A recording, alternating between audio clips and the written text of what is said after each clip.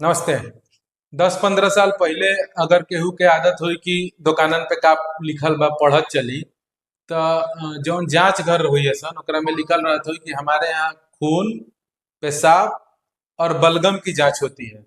दोस्त, इहे 3 सिद्धांत हटे आयुर्वेद के। जरा जाने के मन रहेला कि आयुर्वेद कौना पे काम करे लिया, यही 3 सिद्धांत पे। हमारे यहाँ खून, रस, रक्त यानी खून, मांस, मेद, अस्थि, मज्जा, शुक्र, सप्त धातु। पेशाब, मल, लैट्रिन, पेशाब यानी कि मूत्र, यूरिन।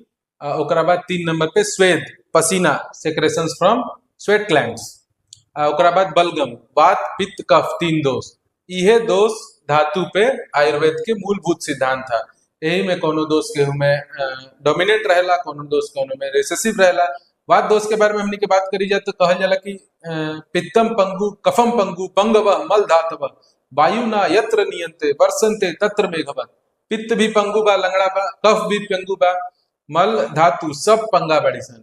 खाली एकरा में एगो वायु जौन बा जहां एहनी के ले जाले वही जाके अपन मोड ऑफ एक्शन करेला। धन्यवाद।